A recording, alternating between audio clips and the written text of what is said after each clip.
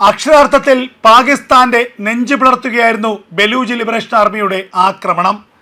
കേവലം 80 പാക് സൈനികരെ വധിച്ചു എന്നതിനപ്പുറം ബലൂജി മേഖലയിൽ മാത്രമല്ല പാകിസ്ഥാനിലുടനീളമുള്ള ജനജീവിതത്തെ ആശങ്കയുടെ മുൾമുനയിൽ നിർത്താൻ ബലൂജ് ലിബറേഷൻ ആർമിയുടെ ആക്രമണത്തിന് കഴിഞ്ഞു. അക്ഷരാർത്ഥത്തിൽ പാകിസ്ഥാൻ ഇപ്പോൾ ഭയത്തിൽ മുങ്ങി നിൽക്കുകയാണ്.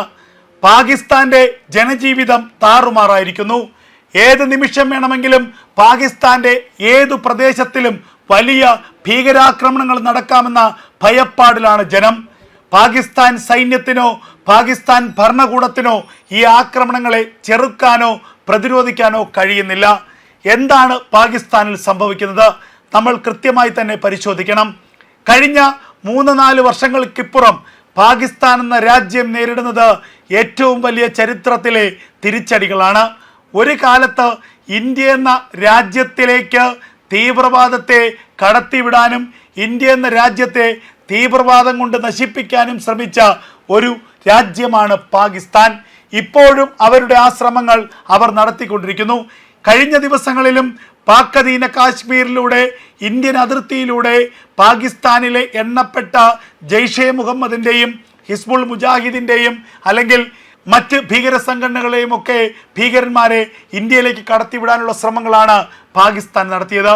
അങ്ങനെ ഇന്ത്യയെ അസ്ഥിരപ്പെടുത്തുക, ഇന്ത്യയുടെ സർക്കാരിനെ അട്ടിമറിക്കുക, ഇന്ത്യയുടെ വിവിധ സംസ്ഥാനങ്ങളിൽ വിവിധ നഗരങ്ങളിൽ വലിയ സ്ഫോടനങ്ങൾ സൃഷ്ടിക്കുക, അങ്ങനെ ഇന്ത്യയിലെ ലക്ഷക്കണക്കിന് വരുന്ന ജനങ്ങളെ കൊന്നൊടുക്കുക. ഇതാണ് പാകിസ്ഥാൻ്റെ ഭീകര സംഘടനകളുടെയും അവരെ പിന്തുണയ്ക്കുന്ന പാകിസ്ഥാൻ സൈന്യത്തിൻ്റെയും പാകിസ്ഥാൻ ഭരണകൂടത്തിൻ്റെയും ഒക്കെ താല്പര്യം.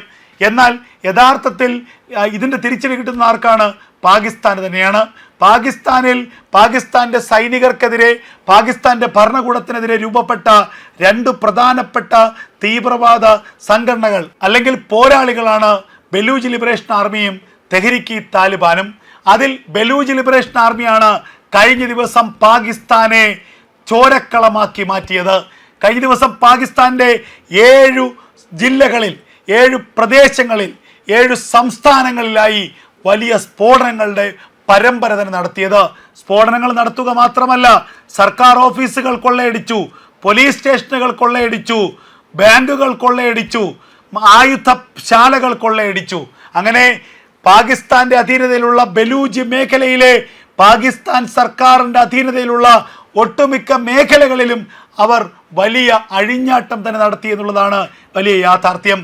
ദിവസങ്ങൾക്ക് മുൻപ്, ആഴ്ചകൾക്ക് മുൻപാണ് ബലൂജ് ലിബറേഷൻ ആർമി ബലൂചിസ്ഥാന്റെ സ്വാതന്ത്ര്യ പ്രഖ്യാപനം നടത്തിയത്. ബലൂചിസ്ഥാൻ ഒരു പ്രത്യേക രാജ്യമാണ്, ഞങ്ങൾക്ക് പാകിസ്ഥാനുമായി ഒരു ബന്ധവുമില്ല, പാകിസ്ഥാൻ എന്ന ഭരണകൂടവുമായി ഞങ്ങൾക്ക് യാതൊരു വിധത്തിലുള്ള ബന്ധവുമില്ല എന്ന് അവർ പ്രഖ്യാപിച്ചത് ആഴ്ചകൾക്ക് മുമ്പാണ്.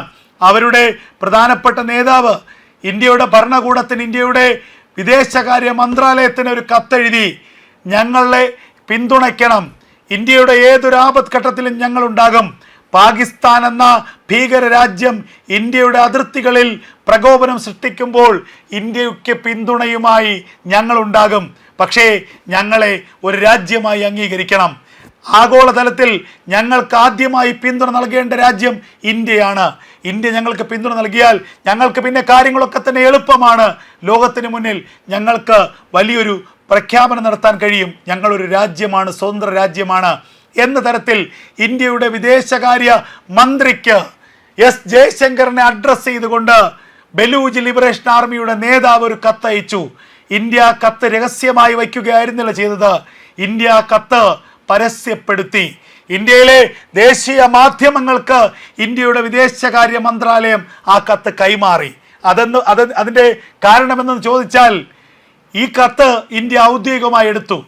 അതായത് ഒരു രാജ്യം ആ രാജ്യത്തിൻ്റെ വിദേശകാര്യ മന്ത്രാലയം വഴി മറ്റൊരു രാജ്യത്തിൻ്റെ വിദേശകാര്യ മന്ത്രാലയത്തിന് അയക്കുന്ന കത്തിൻ്റെ തരത്തിലുള്ള ഔദ്യോഗികമായ ഒരു സമീപനം ഇന്ത്യ കത്തിന് കൈമാറി, ആ ഇന്ത്യ കത്തിന് നൽകി. അങ്ങനെ ബലൂചിസ്ഥാൻ എന്ന രാജ്യത്തെ ഇന്ത്യ അംഗീകരിച്ചതിന് തുല്യമായി. പാകിസ്ഥാൻ ഇതിൽ അമർഷമുണ്ട്, സംശയമുണ്ടാകില്ല. പക്ഷേ പാകിസ്ഥാൻ ഇന്ത്യക്ക് നേരെ അതിൻ്റെ വാശി തീർക്കാൻ ചില സ്ഫോടനങ്ങളുടെ സാധ്യതകൾ തിരഞ്ഞു. ഇന്ത്യയിലേക്ക് ചാവേറുകളെ, ഭീകരന്മാരെ കടത്തിവിടാനുള്ള ശ്രമങ്ങൾ നടത്തി. കഴിഞ്ഞ ദിവസങ്ങളിൽ പ്രത്യേകിച്ച് റിപ്പബ്ലിക് ദിനത്തിൽ ഇന്ത്യയിലെ ഡൽഹി അടക്കമുള്ള പ്രധാനപ്പെട്ട നഗരങ്ങളിൽ സ്ഫോടനം നടത്താനുള്ള ശ്രമങ്ങൾ പാകിസ്ഥാനിലെ ഭീകര സംഘടനകൾ നടത്തി. അതിനുള്ള ശ്രമങ്ങൾ ഇന്ത്യ കൈയോടുകൂടി പിടികൂടി. ഇതൊക്കെ യാഥാർത്ഥ്യമാണ്. അതിന് തിരിച്ചടി എന്നോണമാണ് ഇപ്പോൾ ബലൂജ് ലിബറേഷൻ ആർമി കഴിഞ്ഞ 48 മണിക്കൂറിനിടയിൽ പാകിസ്ഥാനിലെ 90ഓളം വരുന്ന സൈനികരെ വധിച്ചത്. അതുകൂടാതെ സാധാരണക്കാരായിട്ടുള്ള നിരവധി ആളുകളും ബലൂജ് ലിബറേഷൻ ആർമിയുടെ ആക്രമണത്തിൽ കൊല്ലപ്പെട്ടു.